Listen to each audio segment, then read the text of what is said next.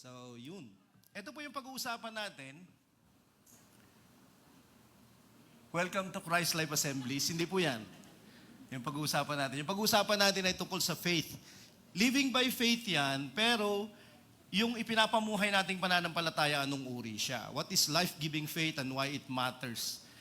Meron tayong faith lahat. Kahit yung mga hindi naniniwala sa Diyos ay may paniniwala sila. Naniniwala sila na walang God. So meron pa rin silang faith. Tayo, naniniwala tayo sa God. Okay? Sa lumikha, sa isang araw ay naging tagapagligtasan. Isang araw, makikita natin isang araw siya. Pero habang nabubuhay tayo sa pananampalataya o nabubuhay tayo sa ating Christian life, ay anong uri ng pananampalataya yung ating ikakabuhay? So, ang Christ life, kapag nagkakaroon tayo ng mga talks, para siyang Bible study. So, get ready po para siyang Bible study. So, marami tayong scriptures na pupuntahan. Kasi gusto nating patunayan yung isang bagay. I will propose something ngayong araw na ito tungkol sa pananampalataya. Very basic lang na topic. Pero, merong isang bagay na kinakailangan nating pansinin tungkol dito.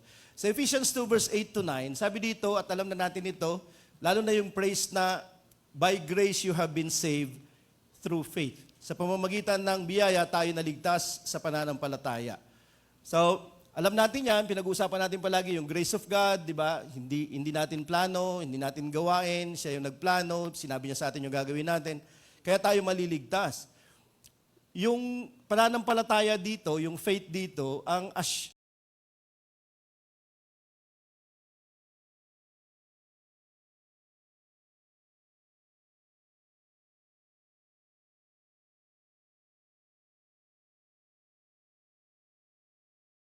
assumption natin is, yan yung faith natin. Totoo naman, na kinakailangan natin ng pananampalataya. Pero, i-unpack pa natin yung ibang sinasabi ng scriptures, lalong-lalo na si Paul, na nagsabi ng marami tungkol sa pananampalataya sa New Testament. Kung anong uri ng pananampalataya ito. Ang sinasabi natin madalas,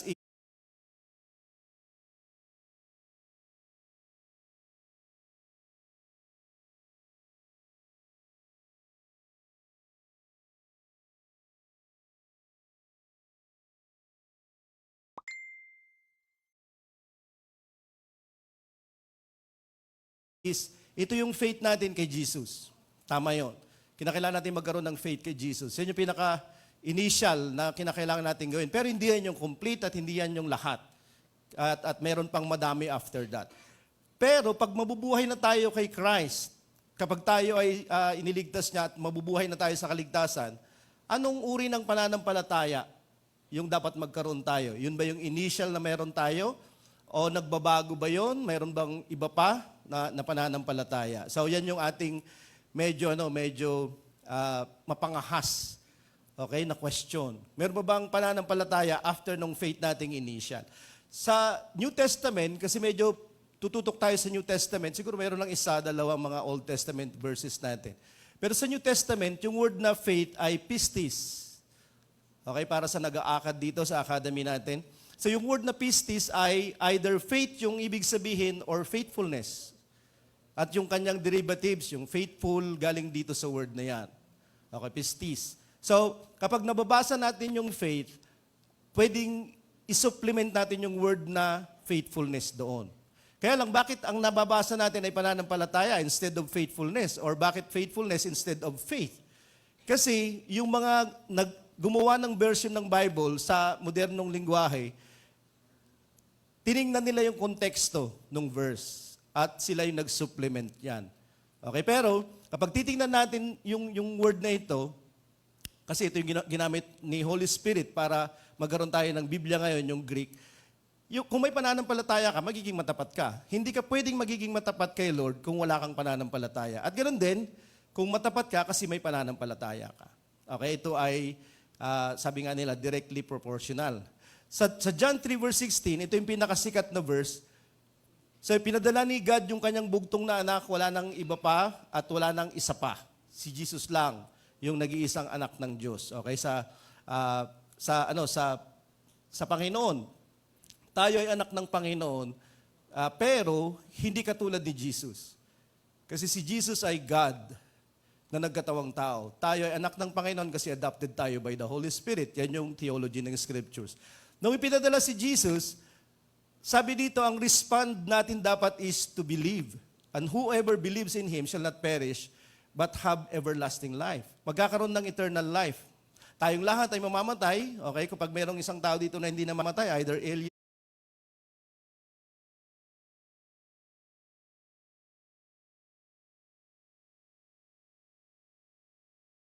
ka, o ikaw ay kaluluwa, di ba? Kaluluwa ka nakadamit lang. Pero lahat tayo mamamatay. Why? Kasi dahil sa kasalanan, sabi ng Scriptures, tayo ay walang salang mamamatay dahil sa ating pagsuway. Okay? So, walang makakagamot niyan.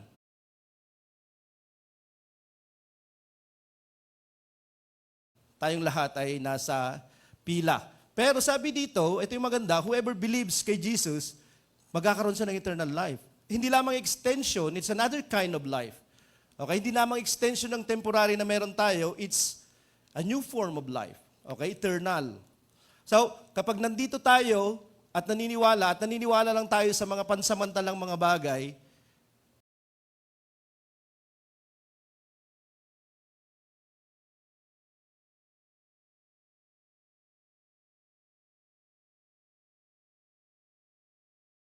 parang, di ba, chicken kay Lord yon.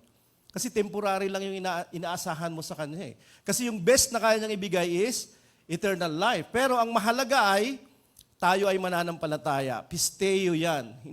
Walang kinalaman sa Tagalog yung pisteo or galing sa pistis ulit yung believe dyan. So, kinakailangan natin magkaroon ng pananampalataya. Kaya lang, ito yung gusto kong pansinin natin. Magsisimula na dito yung medyo magandang discussion. So Romans 3 verse 3, sabi dito ni Paul, if some were unfaithful, kapag hindi matapat yung ilan, does their faithlessness nullify the faithfulness of God?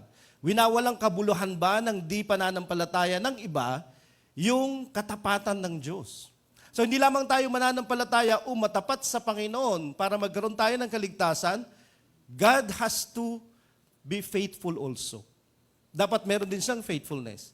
Kasi meron tayong role sa salvation natin, meron din siyang role. Mas malaki yung role niya, makikita natin mamaya. So, yung dalawa na to nagja-jive. Yung dalawa na to dapat magkapareho, nagkakasama sila sa ating kaligtasan. Yung ating katapatan, yung kanyang katapatan, yung ating pananampalataya, at, okay, magugulat ka, yung pananampalataya ng God. Kinakailangan natin yan para maligtas. 1 Corinthians 1 verse 9, God is faithful. So, madaming mga verses yung nagsasabing God is faithful. Faithful si God dito sa ating temptation. Gagawa siya ng way out sa ating, sa mga mahihirap na kalagayan natin, sa trap ni Satan sa atin, in order for us to have an escape route. Magkakaroon tayo ng way out. Diba? At faithful siya dyan kapag tatawagan natin siya.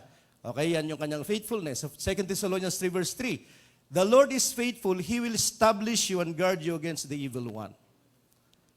Ito ay assurance sa bawat isa sa atin. Na merong pwedeng mag-alaga sa atin, maggwardya sa atin, literal, at maging matibay tayo. Hindi lamang sa pamumuhay sa Panginoon, kundi against Satan, the evil one. Kasi merong Satanas. Ito yung nag-create ng maraming pangyayari sa mundo natin. Pero alam mo bang kahit sa personal na buhay natin, kung bakit tayo nagde-decide na huwag sumunod, kung bakit tayo nagde-decide na gawin yung gusto lang natin gawin, kahit alam natin na parang hindi ito makakabuti sa akin or eventually hindi ito kalooban ni God.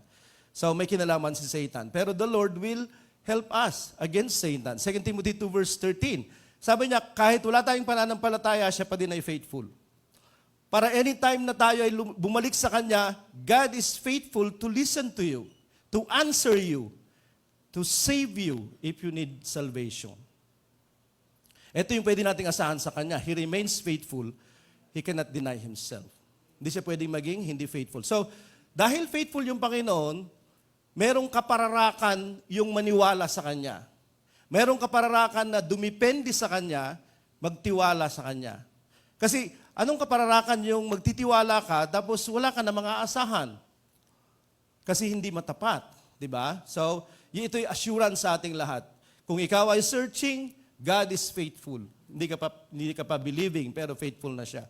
If you are saved, faithful siya sa iyo. Ephesians 1 verse 1. Ito yung isang bagay na kinakailangan nating tinan, panaka-naka. Sabi niya dito si Apostle Paul, okay, apostle siya ni Christ by the will of God, to the saints who are in Ephesus, yung sinusulatan niyang simbahan sa Ephesus. Mga banal sila doon. Okay, ang mga banal po hindi yung mga itinatalaga ng kardinal o ng pope. Long before yung Catholic Church ay lumabas, ang mga saints ay yung mga member ng simbahan. Ang mga saints ay yung mga taong tumanggap ng kaligtasan at naglalakad sa kaligtasan na yan. They are called saints. Sila ay pinababanal ng Panginoon, sanctified by the presence of the Holy Spirit. Pero tinawag din sila na faithful in Christ Jesus. Matatapat sila kay Kristo Jesus. So, mapapansin mo, parang mayroong dalawa. Okay? Hindi lamang profession of faith. Sinasabi natin, I believe Jesus as my personal Savior and Lord. My Savior. Oh, naniniwala tayong lahat doon. Pero hindi natin sinasabi siyang enough. Hindi siya complete. Okay? Kasi meron pang ibang sinasabi yung scriptures natin. Okay, na dapat natin gawin. Kinakailangan natin magkaroon ng pananampalataya. Okay, hindi lamang yung profession of faith, kundi possession of faith. At anong uri ng faith yan? Yan yung ating pag-uusapan. Paano tayo naliligtas? Pag mabilis, pakitaas lang yung kamay po para alam ko. How are we saved? Paano tayo naliligtas? Naliligtas tayo kasi hinanap tayo ng Panginoon. Once upon a time, tayo ay mga tupang gala. Hindi, tupang ligaw. Okay? Hindi naman black sheep, lost lang. Okay? Siguro yung iba, lost na black pa. Diba? So, the Son of Man came to seek and save the lost and save the lost. Hindi lamang siya naghanap ng tupa, ililigtas ka niya. Why? Hindi tayo ligtas eh. Okay? So, ito yung requisite. Kung hindi siya naghanap at hindi ka hinahanap, hindi ka maliligtas. Kahit anong gawin natin, hindi tayo maliligtas sa kaparaanan natin. Kasi siya yung ating pastol eh. Ang tupa ay normally wala yung sense of direction. Hindi niya alam kung nasaan na ba siya. Sabi nila, very short-sighted. Parang yung malapit lang. Kung ano lang yung kanyang yung immediate lang na kalagayan niya, yun lang yung kanyang care. Yung iba wapakils na siya. Okay? Lalo na yung eternal na mga bagay, lalo na yung God. Kaya lang ang problema, pwede na siyang napapahamak, hindi niya alam. Pero the Lord, okay, ay dumating to seek and to save. So, ang sinasabi natin dati, at ako din sinasabi ko dati, hindi ako na-save kung hindi ako hinanap ng Panginoon. Tama yun. Pero huwag tayong tumigil doon. Kasi minsan ang iniisip natin, si Lord lang gumawa lahat. Wala akong ginawa. Kung naniniwala ka, na kapag naniwala ka, masisave ka, yun lang yung gagawin mo, baka naniniwala ka doon sa pananaw na si Lord lang lahat yung gagawa, wala kang gagawin. Maniwala ka lang sa Kanya. Okay? At yung analogy na ginagamit nila ay tupa tayo na nawala, tapos hinanap tayo ng Panginoon. Hindi tayo yung naghanap kay God. Tama? Okay? For the longest time, pinaniniwalaan ko yun. Siya lang yung naghanap sa akin at hindi ko siya hinanap. Kaya lang, ano itong mga verses na ito? Like sa Isaiah 55, seek the Lord while He may be found. Ang sinasabihan niya dito, yung mga tao na nahiwalay sa Diyos. Okay? At sabi niya, hanapin mo yung Panginoon habang siya ay matatagpuan mo pa. Ibig sabihin, habang may time ka pa. Okay? Huwag kang lumayo ng lumayo to the point na mahirap mo na siyang marinig at mahirap ka na niyang matawag. Habang meron kang chance, dahil buhay ka pa. Dahil kaya mo pang tumawag. Call upon Him while He is near. Let the wicked forsake his way. Tumawag ka sa Kanya. Kung ikaw ay naghahanap sa Panginoon, tumawag ka sa Kanya, masusumpungan mo siya. Ikaw ay Kanyang sasagutin. Kasi malapit siya sa iyo. At sabi niya, hiwalayan ng masama yung Kanyang pamamaraan, yung Kanyang lakad. Yung mga hindi matuwid, yung kanilang mga kaisipan. Kasi dito nagsisimula lahat ng sin na meron tayo. Bago lumabas sa bibig, bago gawin ng mga buhay natin, dito lahat nangyayari yan, sa thoughts na meron tayo. Tapos manumbalik tayo sa Panginoon. And He will have compassion. May habag siya. Hindi justice. Hindi yung, Lord, iligtas mo ko kasi karapat-dapat ako. Wala pong karapat-dapat sa atin. Okay? Ako, ikaw, tayong lahat, walang karapat-dapat. Hindi tayo nakaabot lahat sa biyaya ng Panginoon. Kung may requirements yung Panginoon, lahat tayo lagpak. Okay? Compassion yung meron. Amnestia, hindi justice. Okay? At siya ay may pardon at it is abundant, sabi niya dyan. So, kung meron tayong gagawin, ito yun. Pero once na ikaw ay naghanap sa Panginoon, be sure na si Lord ay sasagot sa iyo kasi hinahanap ka din niya at hahanapin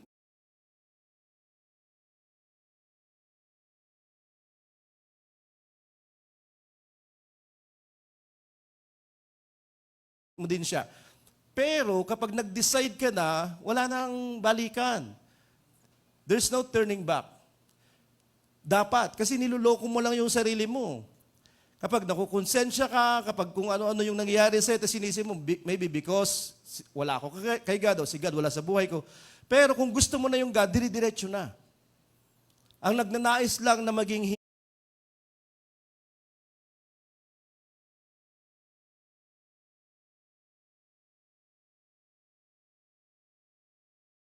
hindi ka na kay God, Satan lang yon. Wala nang iba pa. Okay? At maapektuhan ka niya katulad ng naapektuhan ka niya nung ikaw ay makasalanan. Sa Deuteronomy 4 verse 29, you will seek the Lord your God and you will find Him.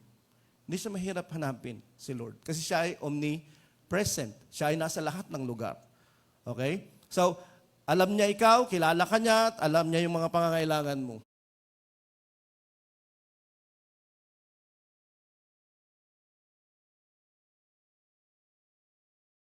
At kapag hahanapin mo siya, matatagpuan mo siya. 2 Chronicles 15. Kung bakit maraming scriptures na ginagamit natin, para malaman mo yung sinasabi natin, based talaga siya sa scriptures.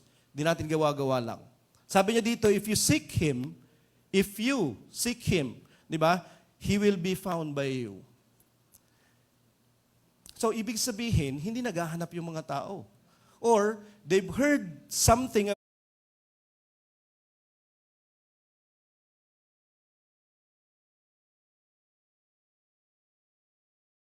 about God na hindi totoo. At pinaniniwalaan nila yon sa kanilang mga sarili. Di ba? Kasi madali siyang hanapin eh. Jeremiah, you will seek me and find me. Hindi siya mahirap hanapin. Kailangan alam mo yung mahirap gawin? Yung manatili. Yung maging matapat kung sakali. At yun yung kinakailangan natin gawin. Kasi madaling lumapit eh. At kinakailangan natin ng faith kapag lumalapit tayo, pero yung manatili. Philippians 2 verse 13 to 14, nung si Apostle Paul, ini-encourage niya yung buong Philippians, yung buong church sa Philippi. Sabi niya dito, you have always obeyed. Imagine those, yung words na yan. Lagi kayong sumusunod. Pwede ba natin sabihin sa sarili natin yun? Di ba? Lagi kayong sumusunod. Sabi niya, in my presence, not only in my presence, but much more in my absence. Sumusunod kayo sa Panginoon, kahit nandyan ako, kahit wala ako. Actually, mas sigit nga kapag wala ako eh. Kasi why? Kapag wala yung pastor, gagawin na lahat ng mga tao. Kapag wala yung kakilala mong taga-simbahan, wala yung kakilala mong mananampalataya, di ba? Uy, okay na. Pero itong mga taga-Pilipa, hindi. Kahit wala siya, mas lalo kahit wala siya. Kasi why? Work out your own salvation with fear and trembling. Kasi meron silang kaligtasan at inaalagaan nila yon. They're working out. Alam mo yung nag-workout? Tanong nyo kay Brother Mario. Di ba? Hindi ka lang matutone. Gagawin ka niyang healthy. Pero, dapat araw-araw yung workout. So, alam mo na, wala tayong workout, di ba? So, pero si Brother Mario, may calling card ka ba, Mar? Calling lang. Oh. So, work out your own salvation, sabi niya. So, tayo yung nag-workout. May salvation na ako. Pero I have to work out my own salvation. Okay? May mga aspeto ng ating spiritual na pamumuhay na hindi pa siya. At kinakailangan nating ayusin. Kinakailangan nating isabay, iayon sa Panginoon. Pero, while working out with trembling with fear, okay? Hindi lang yung, hi Lord, parang kaibigan lang natin siya. Hindi. Mayroon tayong reverence kay God. God yan eh. Diba? Isang pitik lang niya, wala ka ng hininga. Bakit ka nabubuhay ngayon? Siya yung pinagagalingan ng buhay natin. Minsan nga, hindi natin yun naiisip at taken for granted yun. So sabi niya dito, for it is God who works in you, sabi niya, both to will and to work for His good pleasure. Wino-work out mo yung salvation mo, pero binibigyan ka niya ng will, binibigyan ka niya ng work para magpatuloy na magawa mong manatili sa kaligtasan na mayroon ka. Ito yung plano ng Panginoon. Meron kang role, meron siyang role. Tumigil ka, mananatili siyang matapat. Pero hindi ka masisave kapag tumigil ka na. Pero si Lord hindi siya titigil. Hanggat buhay tayo. Pagpatay na tayo, wala na tayong chance. Pag naririnig mo pa siya, may chance pa. Pag meron ka... Ha? Sino? Sino? Meron bang ano rito? May sapi Ngayon lang ako umatin Hebrews 3 verse 6, Christ is faithful over God's house. So nandito si Christ. At ginagawa niya tayong manatili over God's house. This is God's house, spiritually. Diba? Siyempre, hindi taga-kamuning si God. Pero ito yung church ni Lord. Okay, tayo yung kanyang bahay. So far, yung pinag-usapan natin ay, we are saved by faith. Diba? Ephesians 2 verse 8, 9. Pero God is the source of saving faith. Mamaya, i-elaborate pa natin yan. Our faith cooperates or submits to God's faith for faithfulness. Meron tayong gagawin, meron siyang gagawin. Merong cooperation, merong working together. Okay? Hinga lang muna tayo sandali. Alam niyo bang malapit na naman tayo magkaroon ng mask? Oh, alam niyo 'yon, meron na namang yung Japanese naman ngayon, di ba? Made in Japan. Nung nakaraan, parang yung hindi nakakaalam, hindi to chismis. Okay, hindi to chismis. So, part 2 na tayo. Alamin natin yung iba pa. Meron pang kalahati. Kaya mapapansin mo, okay, yung kaligtasan ay hindi lamang siya lip service. 'Di ba? Yung alam mo yung program, alam mo yung dapat mong sabihin. Pero kung wala kang gagawin, hindi niya nababago yung buhay mo. Ito ay eksena kapag yung mga tao haharap na sila kay God. Okay? Kinikwento ito ni Jesus Christ. Sa Judgment Day ito. Kasi may Judgment Day po. Kung hindi mo naranasang mapabarangay o kaya naman nagkaroon ng kaso tapos napunta ka sa korte, isang araw haharap tayong lahat sa hukuman ni God. Okay? At may madideclare doon na guilty at merong hindi. May masisintensyahan, merong malilet go. Dito sa Judgment Day, sabi ni Jesus dito, not everyone who says to me, Lord, Lord, will enter the kingdom of heaven. Okay, so merong ganito, naaasahan tayo sa ating pananampalataya. Pero yung warning ay, huwag maging mabilis na sabihin, Jesus is Lord. Huwag sabihin lang na yung Panginoon ay tagapagligtas o siya ay Panginoon. But the one who does the will of my Father who is in heaven. Anong uri ng faith yung meron tayo? Yung hindi lamang siya nagsasalita. Hindi lamang siya nagdideklara. Kasi ngayon, napakabilis sabihin ng lahat ng mga bagay. Sabi nga nila, talk is cheap. Di ba? Pwede tayong magsalita. Pero hindi mo ginagawa yung mga bagay-bagay na yun. Totoo ba yung sinasabi mo? So, ito yung sinasabi ni Lord. At actually, ang sinasabi niya dito, mas marami yung mga taong hindi niya papapasukin. Kasi hindi sila gumagawa. Okay? So, ngayon sabi niya, the one who does the will of my Father. Hindi lamang yung manampalataya ka sa Father, kundi you have to do the will of the Father in heaven. Sa Mark 7 verse 6, so may mga tao na kumakanta, may mga tao na nagpipraise dito. Di ba? At sabi ni Jesus, did Isaiah prophesy of you hypocrites? Sabi niya, these people honors me with their lips, but their heart is far from me. Iginagalang ako ng kanilang mga bibig, pero yung mga puso nila malayo sa akin. Kasi kapag yung puso natin, ito yung tumatawag sa Panginoon, ito yung gumugusto sa Panginoon, mabilis magsalita yung bibig natin ng praise sa Diyos. Diba? Kasi pwede nating idamit yung disguise. Okay, so, at sabi niya dito, hindi naman masama na natawagin mo siyang Panginoon, i-honor mo siya with your lips. Pero hindi lamang superficial yung tinitingnan ni Lord sa atin. Hindi lamang siya pabalat sibuyas. Ang tinitingnan ng Panginoon sa atin yung ating kalooban. Ano ba yung cry out ng puso natin? Lumuluhod tayo pero yung puso ba natin, iniluluhod natin kay Lord. Tumatawag yung mga bibig natin pero nagka-cry out ba yung mga puso natin? Kasi mas malalim yun. Kasi ikaw yun. Diba? Ito kasi pwede mong damitan. Ito kasi pwede mong baguhin. Pero yung puso, hindi. At si Lord ay nakikipag-usap doon. Nandun yung konsensya mo. Na kapag wala na lahat, kapag hindi na masaya, kapag wala na yung mga kaibigan, mag-isa ka na, matutulog ka na, napakahirap magpahinga. Sabi nga nila, mas maganda, di ba, yung matulog na ang iyong unan ay clear na konsensya. Pero paano natin magagawa yun? Sinner tayong lahat. Di ba? Yung puso natin, hindi si Lord yung King. Luke 6 verse 46, sabi ni Jesus Christ minsan, "Why do you call me Lord, Lord, and not do what I tell you?" Bakit mo ako tinatawag na Panginoon? Hindi masama na tawagin siyang Panginoon. Panginoon naman talaga siya. Pero bakit hindi ka sumusunod sa akin? Bakit hindi ka sumusunod sa akin? So, hindi lamang ito yung faithfulness na, yes, Lord. Okay? Sinasabi lang lahat. Hindi. Gagawa ka na. Kasi yun yung hinahanap ni Lord. Tatanggapin niya tayo as we are. Pero babaguhin niya tayo sa kanyang kalooban para sa kaligtasan natin. Hindi para sa kanya. Kasi piniprepare niya tayo dito sa buhay na ito to enter yung eternity with Him. Kung gusto natin. Masasalamin sa buhay natin kung anong eternity meron tayo. Kung si God ay hindi mahalaga, yung eternity natin hindi rin mahalaga si God doon. Kung si God ay wala dito sa buhay natin, dito sa temporary, yung eternal natin ganun din. Walang God sa eternity natin.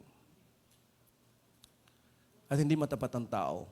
Si Lord matapat. Yun yung sinasabi ng Scriptures. That's why James 2 verse 24 sabi niya, you see that a person is justified, declared righteous, okay? Not guilty by works and not by faith alone.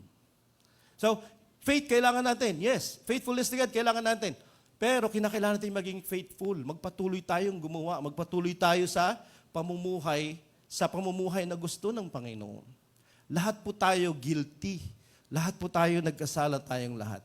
But if we want to be saved, sa terms niya, masisave tayo. Kasi kapag tayo ay masisave sa terms natin, tayo yung Savior natin. Pero hindi natin masisave yung sarili natin. Si God yung salvation natin. Ito yung sinasabi ko kanina, not by profession of faith only, but possession of faith with works. Faith na gumagana kasi siya ay sumusunod. So, yun yung ating justification, di ba? Yung faith na ito. Whose faith saves us? Ngayon, kaninong pananampalataya yun? Yung pananampalataya natin, nung unang lumapit tayo?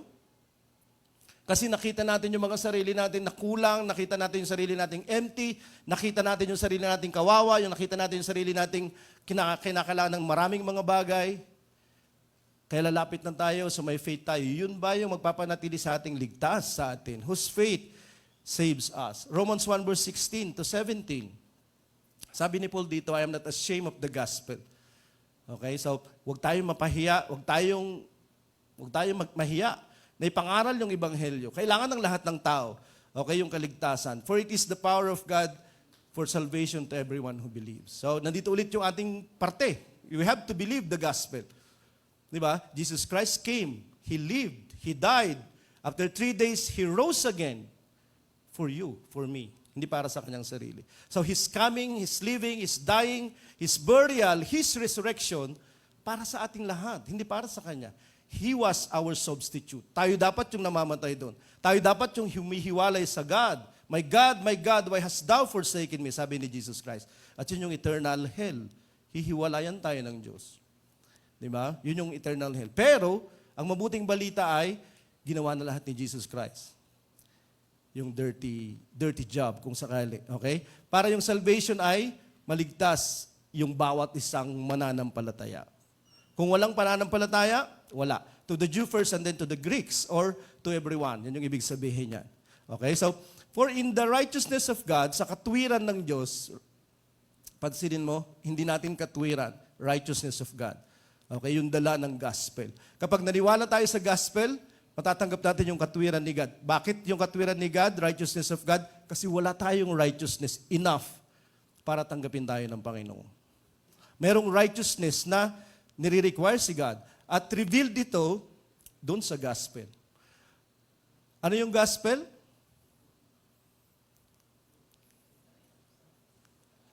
Kay Jesus Christ. Tungkol kay Jesus Christ. So, ibig sabihin, yung gospel ay hindi lamang siya message, mga words. Yung gospel ay person, si Jesus yun. Siya yung ating righteousness. Siya yung righteousness of God. Dahil sa Kanya, tatanggapin tayo. Okay, tapos sabi niya, from faith to faith. Ang iniisip ko dati sa from faith to faith, lumalago yung aking pananampalataya. Okay, may initial faith, nung lumapit ako sa Kanya, nagsisi, nagpabautismo, tumanggap ng Holy Spirit, at nagpapatuloy na lumalago yung faith ko. At tama naman yun, di ba? Kaya lang, idinagdag niya yung quotation na ito from the Old Testament. Sabi niya, it is written, the righteous shall live by faith. Ang matuwid, mabubuhay sa pananampalataya. At ang ibig sabihin ng buhay na yan, yung buhay na katanggap-tanggap sa Diyos. Hindi lang yung, ay, may buhay ako, so ibig sabihin, righteous ako. Hindi. Ligtas ka, ibig sabihin. Okay? At sa pamamagitan ng pananampalataya yan. Ito ay quoted sa Habakkuk, chapter 2, verse 4. Okay, sabi ko sa inyo kanina, medyo winding siya, pero maganda yung pupuntahan nito. Sa Habakkuk 2, verse 4, dito quoted itong the righteous shall live by faith. Sabi ni Habakkuk, di ba, at yung Israel dito ay destined to be judged kasi sila ay backsliders, sila ay tumalikod sa God at sila ay papayagan ni God na sila ay maparusahan dito. At naghihintay si Habakkuk, di ba? How long na magiging ganito yung scene at ganito yung kalagayan namin. Sabi niya dito, behold, his soul is puffed up, it is not upright within him. Ito yung kalagayan ng Israel, but the righteous shall live by his faith. Pero ang matuwid ay mabubuhay sa kanyang pananampalataya. Ngayon, gusto kong pansinin natin to. Wala na. Yan. Yung word na his, di ba? Sabi niya, the righteous shall live by his faith. Ito yung nawala sa Romans 1. The righteous shall live by faith lang. Wala na yung his. Ngayon, kinukote mo yan sa Old Testament. Bakit tinanggal mo yung his? Kapag ibalik mo yung his, uriratin natin. Ang matuwid ay mabubuhay sa pananampalataya niya. Kaninong pananampalataya? Nung matuwid? Okay, gusto kong maging critical yung isip natin dito. Ang Christian dapat kini-question mo yung Word of God para at least makuha mo yung juice, spiritual juice niya, yung lasa niya. Kung sasabihin ko na yung righteous ay merong enough na pananampalataya para maligtas, hindi mo na kinakailangan ng kahit anuman. Tama, mali. Pero kung ang his dyan ay yung ang pananampalataya niya o katapatan niya, si God, ang righteous ay maliligtas o mabubuhay sa pananampalataya niya or katapatan niya. Kasi ang pananampalataya ay katapatan din, faith at saka faithfulness. Si God. Di ba? Kung si God yan, the righteous shall live by faith. Yun yung gusto kong i-propose dito. Kasi naintindihan nyo siguro yung basic kanina, medyo ito, pupunta tayo sa kaloob-looban nito. Okay? Ulitin ito ni Apostle Paul yung the righteous shall live by faith, the righteous shall live by faith. 3 beses yan. Una sa Romans, sa Galatians, tas dito sa Hebrews. Dito sa Hebrews, ang pinag-uusapan dito ay yung pagdating ni Jesus. Darating pa ba siya, di ba? Persecuted kami, lahat ng ari-ara namin kinuha nila, at yung iba kinulong, yung iba pinatay. Why? Kasi Christian kami. Maswerte ka, maswerte ako. Ang Christianity ngayon, libre. Dito sa bansa natin. Punta ka sa Iraq, punta ka sa Iran, punta ka sa Saudi Arabia, punta ka sa Communist China, Communist North Korea, hindi libre yan. Kaya nga dito, parang banjing-banjing lang yung Christianity. Di ba? Doon, pudpud na yung mga pananampalataya nila kasi gamit na gamit. Di ba? So, sad to say. Meron tayong mas sigit na pagkakataon na mangaral kasi hindi pa pinagbabawal. Malapit na siguro yun. Dito, inaasahan nilang dumating si Lord kasi yun na lang yung pag-asa nila, yung dumating si God o si Jesus. Sabi niya, yet a little while and the coming one will come and will not delay. Di ba? Sandali na lang, malapit nang dumating, yung sinabi niyang darating siya at hindi na magpapaliban. But my righteous one shall live by faith. Yung matuwid ay mabubuhay sa pananampalataya. And if he shrinks back, my soul has no pleasure in him. Okay, nandiyan ulit yun, yung pananampalataya. Di ba? So, anong kinakailangan natin? Pananampalataya. Para kapag mayroong persecution, mayroong mahirap, mayroong harang sa pagsunod, ay makasunod pa rin tayo. Hindi tayo bumalik sa dati kasi hindi niya tayong kalulugdan. Sa Galatians 3 verse 11, naulit-ulit ito. Dito naman, sabi niya, now it is evident that no one is justified before God by the law. Okay? Walang i-declare na save sa pagsunod ng Old Testament law ni Moses. 613 yun, ang dami-dami noon. Okay, hindi ka masisave doon. Sabi niya, but the righteous shall live by faith. So 3 beses niyang, kaya lang, every time na i-quote ito ni Apostle Paul, tinanggal niya yung his. Mali ba yun? Hindi mali yun. Kasi dapat meron din tayong pananampalataya. Pero paulit-ulit ko na sasabihin, meron din siyang pananampalataya na dapat nasa atin. Kasi hindi natin maililigtas yung mga sarili natin sa pananampalataya natin. Kasi kung sa pananampalataya natin maliligtas tayo, hindi na ipapadala si Jesus, hindi na siya mamamatay sa krus, yung Holy Spirit walang gamit. Bakit? Maging matapat ka lang eh. Kasi may pananampalataya ka naman. Nagigets natin? So, si Lord ay naghahanap, tayo din ay naghahanap. May parte si God, may parte din tayo. Tayo ba'y namatay sa krus? Hindi. Pero kinakailangan may mamatay. Di ba may part siya? So, meron tayong pananampalataya at katapatan, meron din siyang pananampalataya at katapatan. Dapat, meron tayo pareho nun. At kung mahirap yung kalagayan, yung kanya, yung ginagamit natin. Yan yung proposal ko. Okay? Justified by faith. Whose faith ang nagja-justify sa atin? Di ba? Kaninong pananampalataya yung nagbibigay sa atin ng justification? Hebrews 12 verse 2. Looking unto Jesus, the author and finisher of our faith. Pagkatapos magkwento ni Apostle Paul na napakaraming sangkaterbang mga personalidad sa Old Testament with faith sa Hebrews 11, sabi niya dito, yung author at saka finisher of our faith. Nakakalungkot kasi dinagdag nila yung word na our dyan. Wala na yung ano. Our faith. Di ba? Nakahilig yan, di ba? Pag nababasa natin na nakahilig siya or italics, wala yan sa Greek. Wala yan sa Greek. So ang reading nito is, ang reading niyan, Jesus the author and finisher of faith. Hindi our faith. Of faith. Why? Kasi kapag our faith yan, siya yung author eh. Siya yung beginner, siya yung source. Kapag our faith yan, hindi siya yung source, hindi siya yung beginning. Pero kapag yung faith na ito ay galing sa labas, galing sa Kanya, siya yung source, well, hindi yan our. Di ba? His faith yan. Nagigets natin? So babalik tayo sa Habakkuk 2 verse 4. Okay? Si Jesus Christ yung author, siya yung may akda, siya yung source ng faith. Ibig sabihin, there is a kind of faith na alien sa atin. Hindi ito yung faith natin, galing kay Jesus.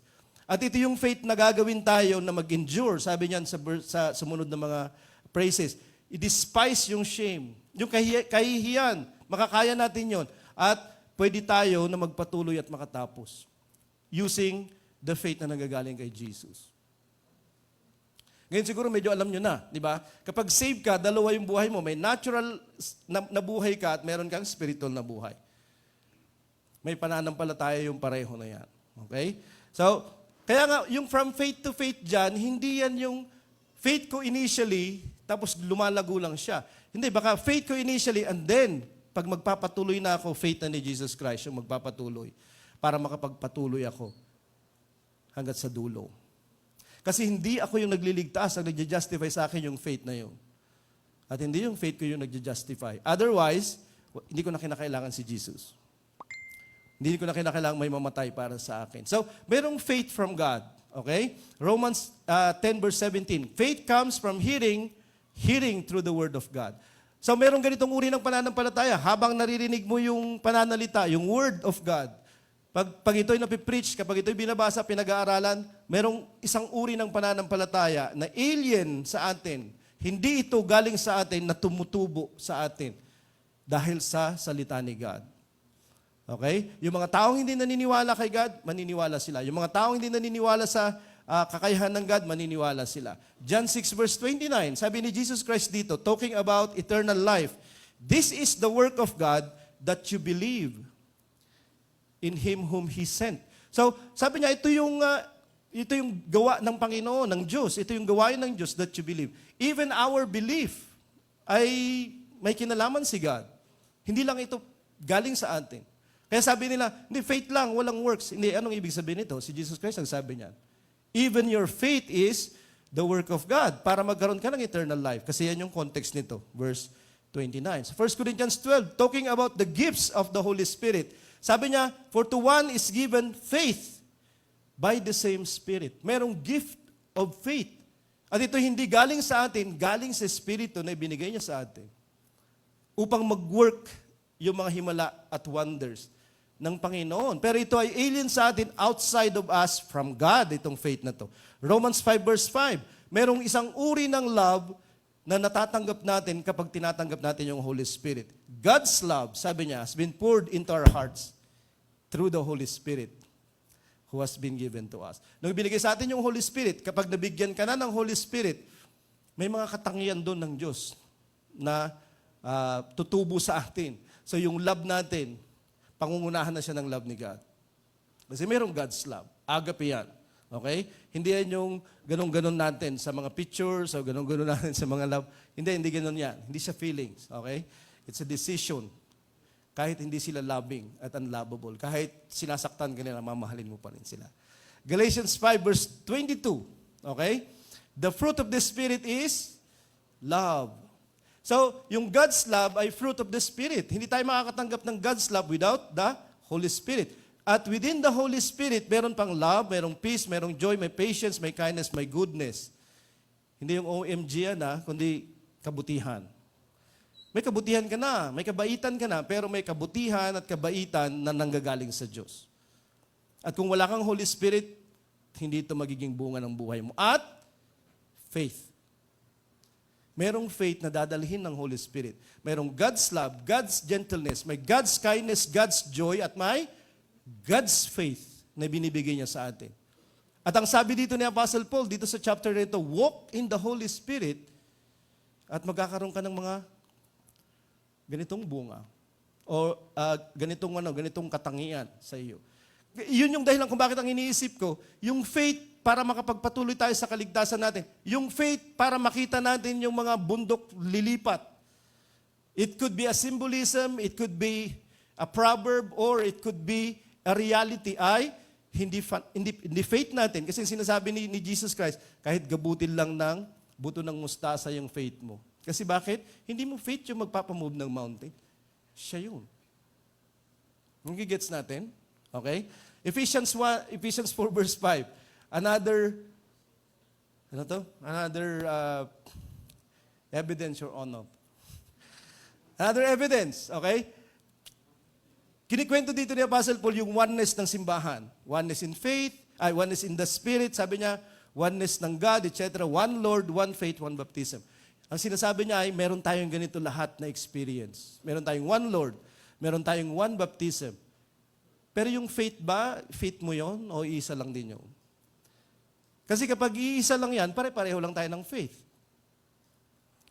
Paano tayo magkakaroon ng pare-parehong faith? Sige nga. Di ba? Yung iba sa atin dito, mas fearful kaysa iba. Okay? Yung iba, okay lang. May faith na binibigay siya. Di ba? Sa atin. Jude 1 verse 3. Panghuli. Okay? Na ebidensya.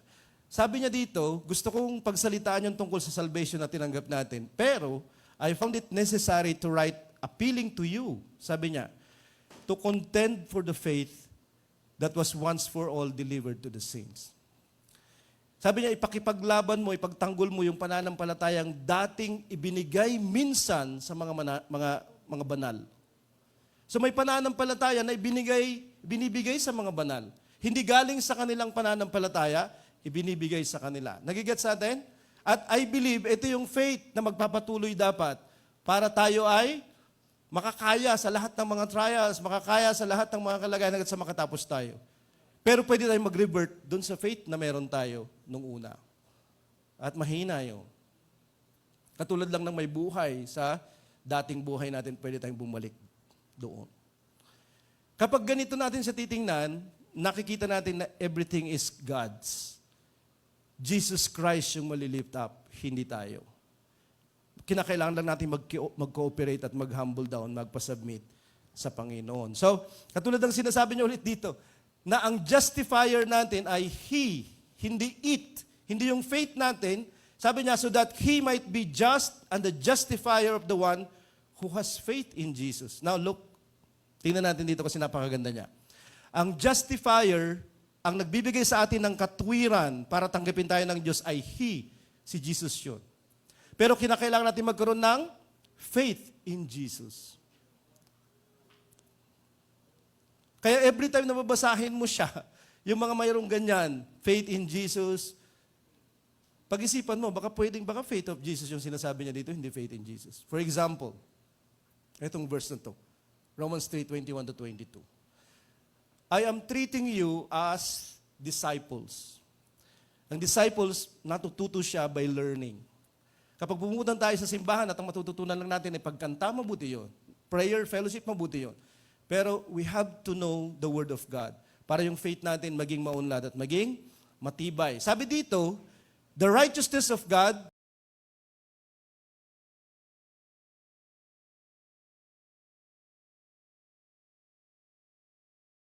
okay, si Jesus yan, has been manifested apart from the law.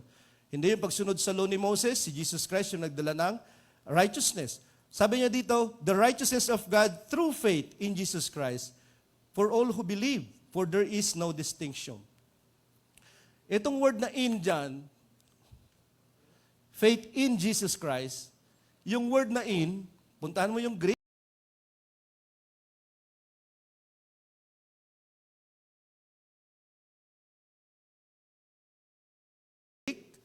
hindi mo makikita yan sa Greek. So, inserted yan ng mga gumawa ng version. Okay, so, depende sa kung ano yung sa palagay nilang context. So, pwede mong i-insert dyan yung faith by, faith in, o kaya faith of. Pwede nilang gawin yan.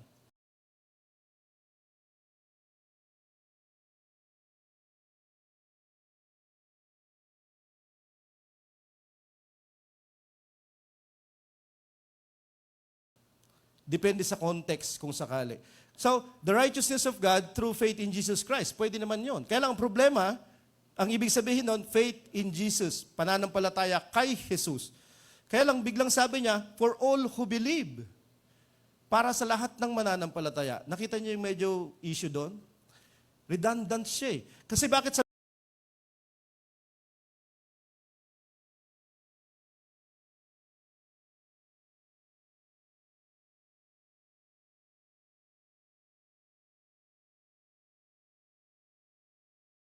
sabihin mong faith in Jesus Christ and then to all who believe. Understandable yun. Kapag may faith in Jesus, you believe. Di ba? Pero kung the righteousness of God, si Jesus yun, through faith of Jesus, for all who believe, kasi kanina pa natin nakikita yun, di ba? May part si Jesus, may part yung God, may part tayo. Nagigets natin? Okay? So, pwede din siyang mangyari, pwede din niyang ibig sabihin. Kasi nga wala yung off at saka in sa Greek. Wala yun. Kahit tingnan mo, tinignan ko eh. Di ba? So, yung faithfulness ni Jesus Christ ay kinakailangan natin. Bakit natin kailangan ng faithfulness ni Jesus? Nabuhay siya. Perfect. Okay? Namatay siya ng perfect sacrifice. Hindi para sa kanyang sarili. Paano kapag umayaw siya? In the middle. Wala na tayong salvation.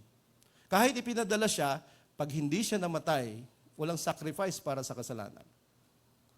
So, matapat siya. Sabi niya, actually, pumunta ako rito para sundin ko yung aking ama. That's faithfulness. Diba? Hanggang kamatayan. So Galatians 2 verse 16, ganun din yung sinasabi niya dito. Not justified by works of the law, but through faith in Jesus Christ. So nandito yung contrast ng work of the law sa Old Testament at saka yung New Testament kay Jesus Christ. Salvation is Jesus. Diba? Bakit natin tinitingnan yung iba-ibang aklat? Parang paulit-ulit si Paul. Hindi. Iba-iba kasing sulat yan sa iba-ibang mga tao. Sa atin kasi ngayon, kompleto na yung Bible eh. Okay? Kaya lang, gusto kong pansinin natin, iisa yung theology ni Apostle Paul. May faith tayo, may faith din si God na magpapatuloy sa atin. Ganyan din yung ayos niyan. Okay? Mayroong faith si Jesus, mayroong faith tayo. Faithfulness natin, faithfulness ni Jesus Christ. Kailangan natin yun. Okay? Para hindi tayo magmagaling na para bang, faith ko kasi. Baka kapag nandun na tayo sa gate ng kaharian niya, bakit kita patatawarin? Bakit kita papapasukin? May faith ako sa iyo Sabay ganun ka pa ron. Di ba? Sabi sa'yo ni Lord. Hindi siya tama. May faith ka, pero yung nagliligtas na faith sa Kanya, yung faithfulness niya, yung kay Jesus. So paulit-ulit siya. Napansin ko lang siya. Mayroong tendency, okay, na mayroong mga theologies na pinaniniwalaan yung gumawa ng versions ng Bible, lalo na ng English version. Pumunta tayo sa Greek. Meron na tayong internet, makikita natin siya. Libre yan, mga kapatid, libre siya. So whose faith saves? Sino ang nagliligtas ng pananampalataya? Yung faith natin, and then yung faith niya. Yung ating katapatan, and then yung katapatan niya. Na kayang sumunod ni Jesus Christ. Kung siya yung nabubuhay sa atin, yung faith niya yung ating mapapakinabangan at magagamit. We are saved by trusting, relying, and believing in the faith or faithfulness of God in Christ. Okay? Yan yung parang formula. Panghuli sa Galatians 2 verse 20. I have been crucified with Christ. Sabi ni Paul, namatay ako nung namatay si Jesus Christ sa krus. Yan yung ibig sabihin niya. Nevertheless, I live. Ganun pa man, buhay ako. Yet not I, but Christ lives in me. Pero hindi na ako yung nabubuhay. Si Kristo na yung nabubuhay sa akin. Intindihin nyo mabuti kasi minsan madadaanan lang natin.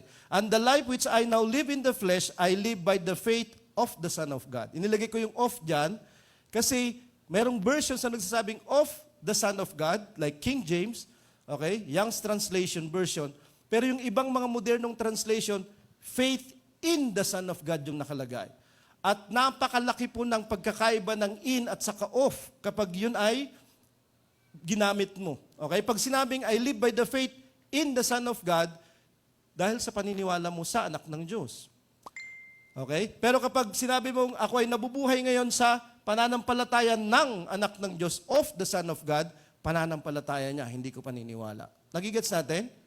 Bakit ang tama ay of the Son of God? Kasi, crucified na ako Kasi hindi na ako nabubuhay. Sino yung nabubuhay sa akin? By the Holy Spirit. It is Christ who lives in me. Therefore, it is His faith. Nagigets natin? Yan yung theology ni Apostle Paul. Pero kung ang paniniwala natin ay faith alone, at hindi yun yung paniniwala ng Christ life, okay? Yun yung dahilan kung bakit palaging faith in Christ, faith in Christ, faith in Christ, na para bang napakalaki ng premium na nilalagay sa faith ng tao, hindi sa katapatan ng Diyos. By His faith, the righteous shall live. Yun yung dahilan kung bakit kinakailangan mong tumanggap ng Holy Spirit. Kung bago ka dito, you have to repent. You have to be baptized. Okay? Kinakailangan mong ilibing. You have to be crucified with Christ para bang mamatay kasama ni Jesus. Pero, ikaw ay tatanggap ng bagong buhay sa Holy Spirit. Why? Para magkaroon ka ng katangian na yun, including the faith of Jesus. Okay? This is why receiving the Holy Spirit is very important. Hindi lang si Jesus, yung God na dumating, yung Holy Spirit, the third person of the Holy Trinity ay dumating din dito para pakinabang natin sa kaligtasan natin. So, we are saved by faith. Tama yun. God is the source of saving faith. Our faith cooperates. We are justified and saved by believing and trusting Jesus' faith. The Holy Spirit brings Jesus' faith to us. Yan po yung living by faith. Wala po tayong nilagay ng mga pictures dyan, bukod sa mga background ng mga verses. Why? Kasi based siya sa scriptures. At ayokong mag-present ng hindi based sa scriptures. Now, nasa iyo na yung bola. Meron ka bang kakayahan na maniwala para sa kaligtasan mo at sa tagapagligtas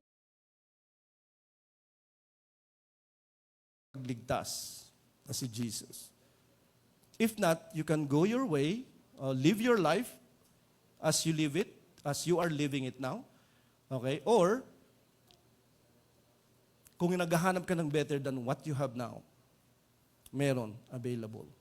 Kasi ang whoever believes ay hindi na magpe-perish, kundi magkakaroon ng eternity with God. Are you willing to forgo, okay, yung old life, yung old whatever you have, at embrace the new? Kasi si Lord ay isang tawag lang. Kasi malapit siya. So, yan ay para sa mga kaibigan natin. We will talk to you again about this. Kasi ayaw namin na umalis kayo kung kaibigan namin kayo pumunta dito na hindi kayo tatanggap ng kaligtasan. Because you can be renewed. Okay? You can be transformed. Hindi kami yung gagawa nun, si God yung gagawa nun. Pero tayo ngayon ay pupunta na sa ating communion. Yata. Tama ba yon? Okay, pupunta na tayo sa communion natin.